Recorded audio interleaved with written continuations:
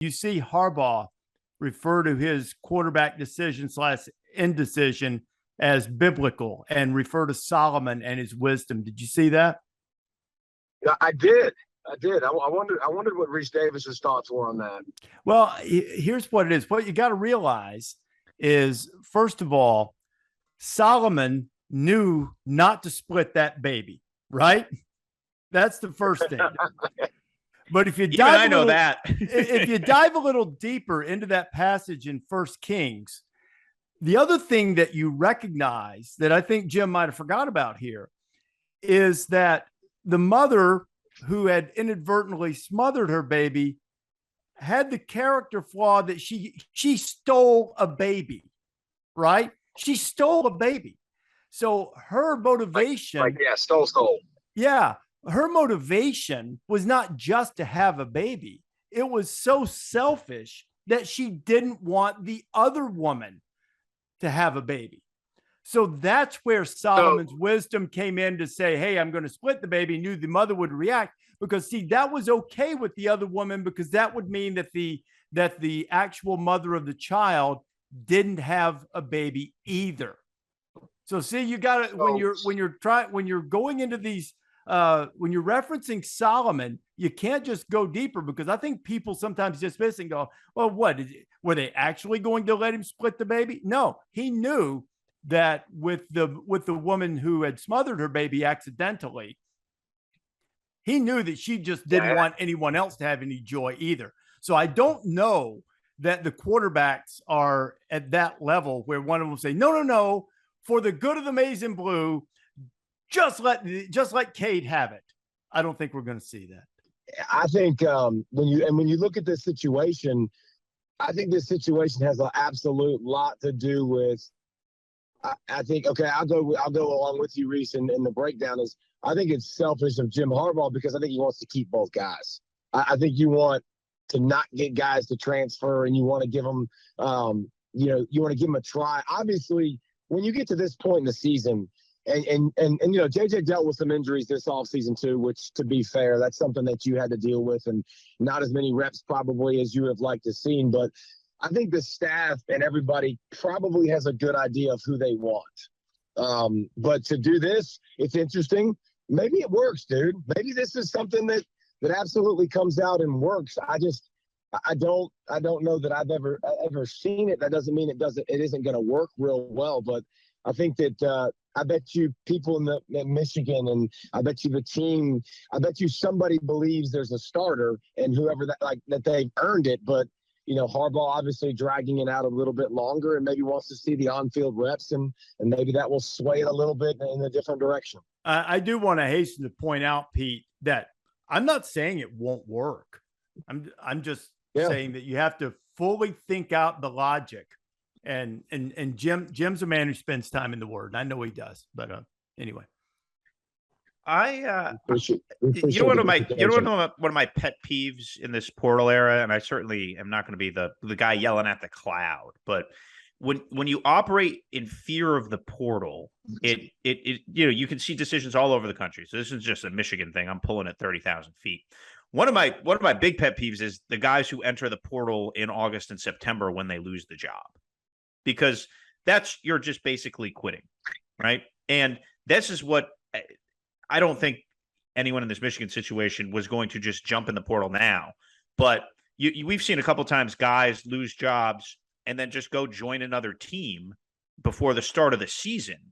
And that way they can, and it's understandable. You can go get acclimated. Or the guys who leave before spring practice annoys me too. It's like, go compete and get better for 15 practices. Don't just jump in the portal in February and then atrophy for 3-4 months and then go somewhere else. But I really feel like in this Michigan case, as we talked a little bit about earlier in the week, Reese, I really feel like it is appeasement driven. And the fascinating dynamic to me is how's the locker room reacting to this? Because my impression is that Cade McNamara is a guy who has the locker room, and he should, because he ran the table last year, and good for him. So that's where you made the great chemistry analogy earlier in the week, Reese, and I really think that's going to be fascinating how that all bubbles up over the next couple of weeks. The good thing is Michigan's schedule is sponsored by Charmin, so it'd be really hard to mess it up until they go to Iowa. Be careful, your haunted house coach is coming in there. What, right? Week 3? Yes, Jim Mora bringing in the haunted Huskies. Yeah, that's hey, they played pretty well on Saturday. They played. They looked like a ball club. They made the Nutmeg State proud of football for the first time. Yeah, in a Jim minute Mora knows football. He does. He's been around the block a bit. Yeah. Pollack, what else are you doing? You doing anything else? No, I mean, from a personal standpoint, I'm coaching girls flag football. That's been amazing. Who on your girl? We ran the Sam Pittman quote earlier on your girls flag football team. I hope nobody's bringing the liquor, but figuratively, who's bringing the liquor? Figuratively, I emphasize, who's bringing the liquor on your girls flag football team? That's a tough question. That's a tough question to answer and think about all the things that go into that from a 7th-grade girl. I think we've got a thumper and a real tone setter, and her name's Hannah Mustard. So, and she's the type that kind of scares you.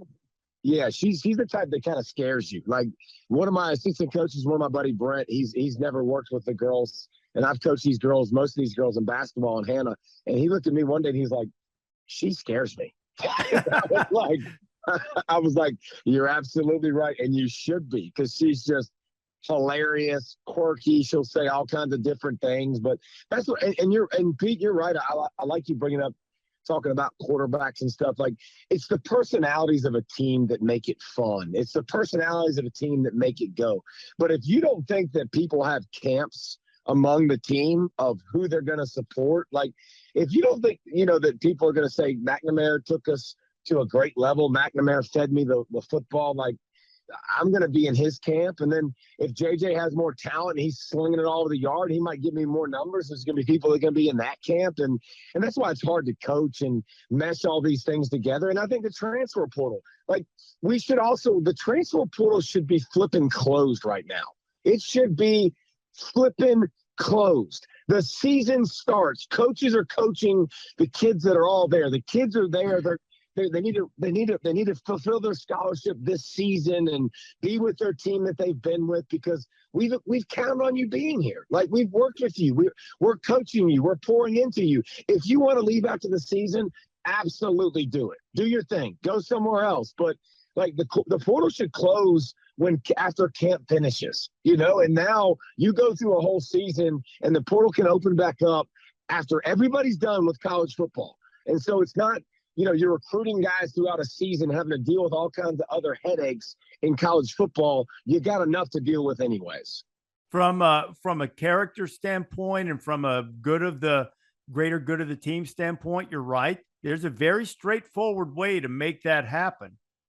Bargain collectively with the players, share the revenue with them, and then that will be part of the thing that the players have to give up in order to get some of the revenue, is some of the times in which they can go into the transfer portal. That's very straightforward. When college football governs itself as it should, that will be one of the issues that is collectively bargained, I believe. Agree with that, Reese. But I also think one thing too. I also think this is best for the players, because I was 45 minutes down the road. 45 minutes. So I'm not a long way from home. I was homesick. I wanted to come home. I was 45 minutes. Thank God I had a coach that was like, "Listen, dude, just get used to what you're doing. Get used to your surroundings. Get used to your coaches. Get used to class. Get used to all this stuff. And then we'll talk again after the season goes through." Like, part of growing up and getting out of your comfort zone is experiencing new things. A lot of times it's not fun. But God uses those things to develop us and mold us and shape us and get us better and grow us as individuals. And then we start to be able to handle different situations and different things. And I think these kids need to learn, like, all right, like, I got to give this a chance to really work, and not when something gets tough right away, run. Again, I am for the transfer portal, but if we make them stick it out, you never know what might happen when now I learned where to go eat. Now I learned where to go work out. Now I learned that my coach isn't the biggest butthole on the face of the earth. He actually likes me, but this is the way he talks to freshmen and this is the way I interpret it. So I think it's also good for the kids that are going through this, that they understand, like, I have to stick this out and I have to make the most of it. Because then a lot of times you look up and you go, okay, this ain't that bad. Thanks for watching ESPN on YouTube. For live streaming sports and premium content, subscribe to ESPN+.